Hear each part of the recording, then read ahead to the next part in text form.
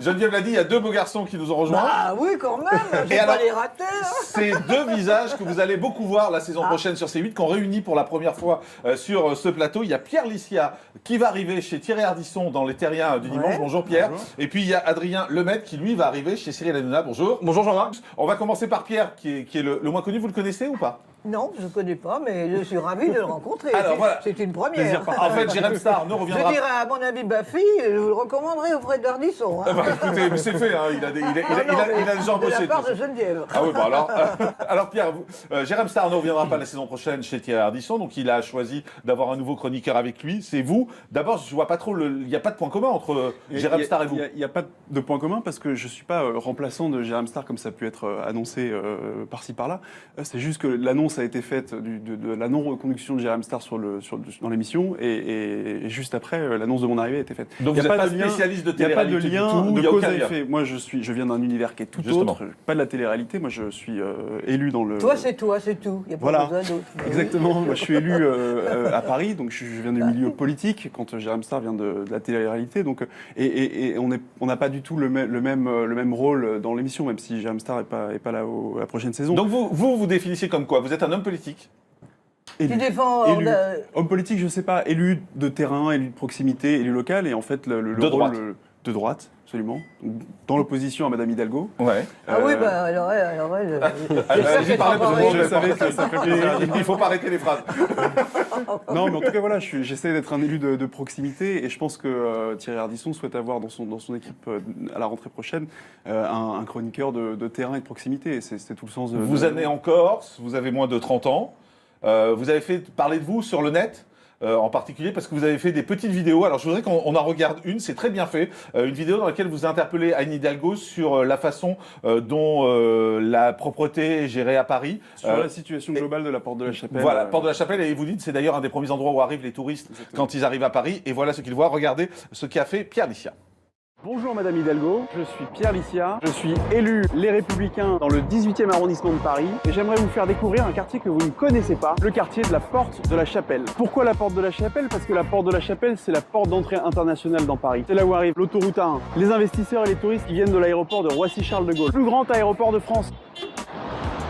Quand ils arrivent à Paris, Amélie-Poulain, la Tour Eiffel, l'Arc de Triomphe, Pigalle, les Champs-Élysées, ils arrivent ici, Porte de la Chapelle. C'est pas Notre-Dame de Paris, mais ça a un petit côté cours des miracles quand même. La Porte de la Chapelle, ça concentre beaucoup de difficultés du nord-est parisien. Insécurité, prostitution, mendicité agressive, toxicomanie, saleté. J'irai pas jusqu'à dire que la Porte de la Chapelle, c'est la porte de l'enfer, mais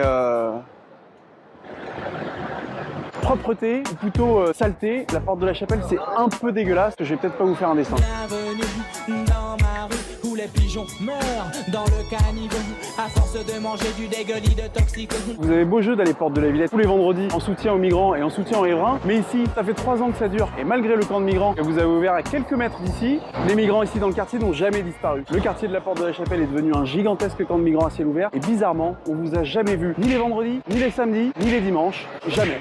Vous allez prendre le périphérique, il y a beaucoup d'embouteillages, vous avez les Roms qui viennent vous taper au carreau. Justement, faut que je vous laisse, je vais prendre le bus.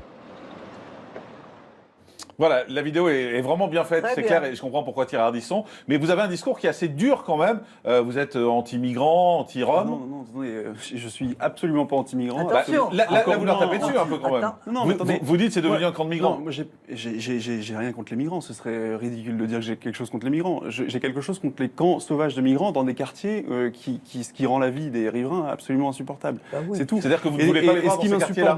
ce qui m'insupporte d'autant plus, c'est de continuer à entendre Madame Hidalgo expliquer que Paris accueille les migrants, sauf qu'elle n'a pas les moyens de les accueillir. Et donc on se retrouve dans des quartiers qui sont sinistrés, avec des problèmes qui s'accumulent et qui rendent la vie des riverains absolument insupportable. J'en veux pas aux migrants, bien au contraire, je pense qu'il faut Vous trouver leur des reprochez d'être solutions. là quand même. Vous leur reprochez d'être Non, Porte de la Chapelle. je reproche à Madame Hidalgo et à la préfecture de Paris de ne pas avoir depuis 3 ans mis en place des dispositifs suffisants pour pouvoir faire en sorte que les gens, Absolument. soi-disant qu'on accueille, soient pas accueillis sous les ponts de la Porte de la Mais ils Chapelle. C'est étaient tout. 1200 sans sanitaire. Sans Ils ont été sanitaire. plus que ça pendant X années. Et sur les Roms, c'est quand vous dites qu'il y a des Roms aussi, qu'est-ce que vous voudriez qu'on fasse? Bah, c'est le, Ou c'est que le- Anne c'est le- Hidalgo c'est le même fasse pro- c'est le- c'est le même problème, c'est-à-dire que vous êtes dans un quartier où tout s'accumule. Le quartier de la Porte de la Chapelle, on peut en parler, vous pouvez me lancer sur le sujet, je serai très bavard. Mais tout s'accumule, Porte de la Chapelle. C'est un quartier où vous avez beaucoup de délinquance, Ouais. beaucoup d'insalubrité, beaucoup de précarité. Ouais.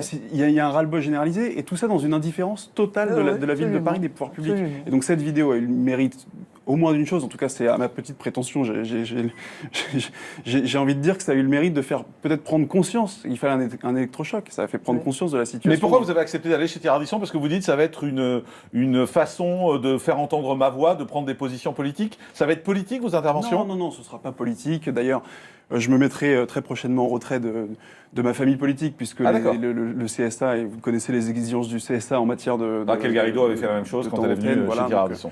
Donc il n'y a pas de souci là-dessus. Non, l'idée, c'est vraiment sur des sujets d'actualité, des sujets de vie Et quotidienne. vous serez l'opposé de Raquel Garrido, en fait, c'est ça? C'est pour faire Non, l'équilibre entre les deux? Je me définis pas en opposition ou vis-à-vis de quelqu'un d'autre. Je suis moi, vous aurez l'occasion de découvrir un peu ce que ça veut dire. Mais plus la droite et la gauche, ça veut plus dire grand-chose aujourd'hui.